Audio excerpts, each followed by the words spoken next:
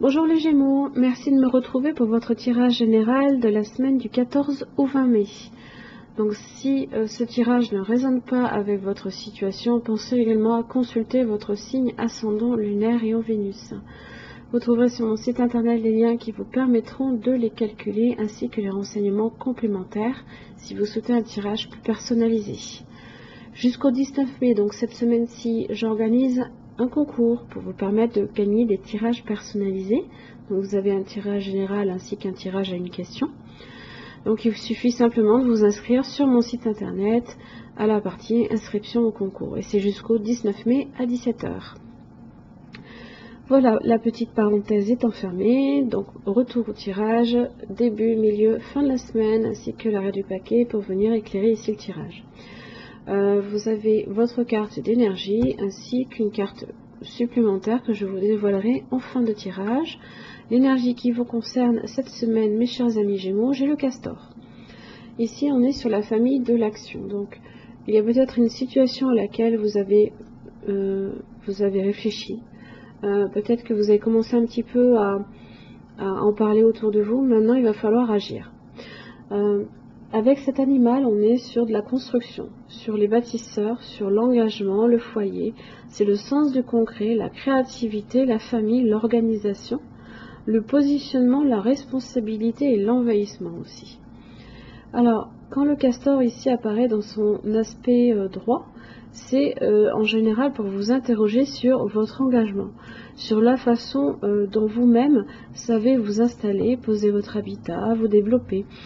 Il est lié en général à la famille, hein. Il passe à l'action, il incarne la matière. Hein. Il vient vous interroger sur vos projets. Est-ce que vous savez concevoir vos projets de manière, là ici, bon, écologique? Est-ce que vous passez plus de temps à les concevoir ou à les réaliser?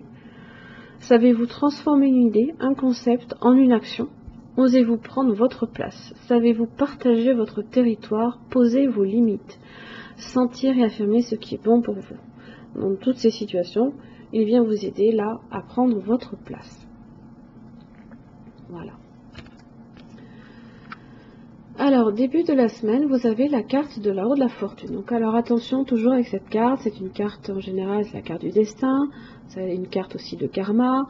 Ça veut souvent dire qu'en fonction de vos actions passées, vous en retirerez ici soit des difficultés, soit un succès. Hein. Donc, c'est un changement, il y a une évolution. On est ici sur une idée de rythme, là, ça bouge cette semaine pour vous.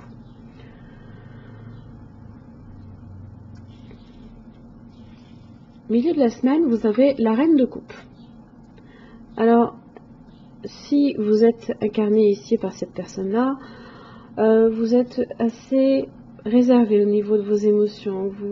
Vous êtes sensible également, vous êtes intuitive, clairvoyante également. Alors, en général, c'est toujours une personne, là ici, la reine de coupe, qui dispense des bons conseils et qui prodigue également la joie autour d'elle, hein, au niveau de ses amours, au niveau de ses amitiés. Hein. Alors, j'ai dans l'idée ici que vous allez être assez sensible, là ici, au milieu de semaine. Peut-être en rapport ici avec cette évolution, à ce changement-là qui commence à s'opérer, là ici, autour de vous. Fin de la semaine, vous avez le fou inversé. Alors, dans son aspect inversé, on est ici sur une idée d'irrationalité, d'instabilité. On a un petit peu tendance à s'éparpiller, on est dans les excès, dans les incohérences.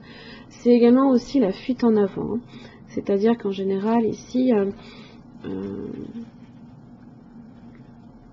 même si vous êtes pas loin là de franchir le cap, hein, de vous jeter là dans le vide, hein, la fuite en avant, c'est plus là cette idée là que vous voulez vous éloigner ici d'une situation. Ici, vous refusez peut-être, et ça vient expliquer, vous refusez de voir peut-être une certaine vérité avec le jugement inversé.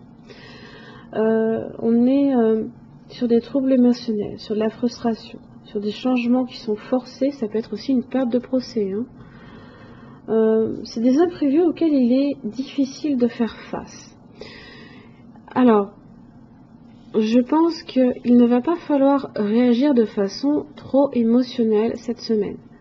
Parce que vos émotions ici vont entraîner de l'irrationalité. Là, il va falloir agir ici comme le castor, qui est profondément bâtisseur, qui est dans l'engagement. Il est dans le sens du concret. Hein. Il s'organise, il se positionne. Voilà, même si il est profondément constructif là ici. Donc, si effectivement vous souhaitez que cette évolution vous soit favorable, hein, il ne va pas falloir cette semaine ici réagir de façon trop émotionnelle. Ne soyez pas trop sensible. Sachez au contraire être ici. Alors vous avez la carte, c'est la carte du rebelle. On est avec l'empereur ici. Vous voyez cette opposition, empereur, la reine de coupe. On a les émotions, on a la raison. On a l'empereur, c'est en général, c'est quelqu'un qui est très constructif, comme les castors. C'est quelqu'un de solide, qui est basé sur la volonté, sur la raison et sur la rigueur également. Donc c'est aussi un principe d'organisation également, hein, puisqu'on est sur le chiffre 4, on est sur de la stabilité là ici. Alors justement, hein, peut-être que ce refus de voir la vérité là ici,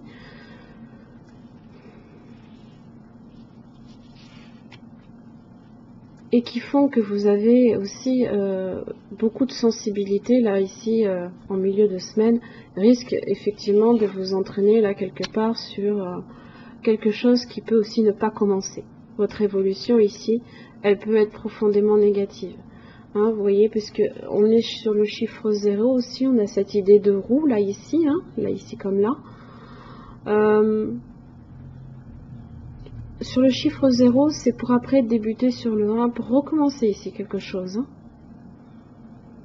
Mais là si vous êtes trop émotionnel, ça risque de jouer à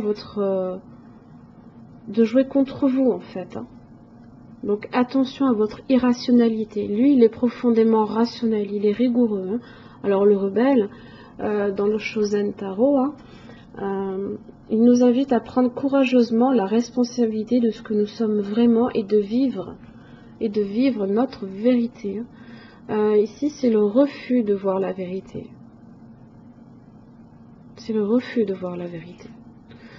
Maintenant, dans quel domaine ça s'intègre? Je pense que c'est sur votre vie en général. Hein, ça peut être un changement qui s'effectue dans votre vie amoureuse, professionnelle, financière, sur tous les domaines. Hein, donc vraiment, après, c'est en fonction de votre situation à laquelle elle s'applique le plus où elle colle vraiment à votre réalité à vous. Voilà mes chers amis Gémeaux, j'en ai terminé avec votre tirage. J'espère qu'il vous aura aidé. Je vous remercie, puis je vous retrouve la semaine prochaine. Merci.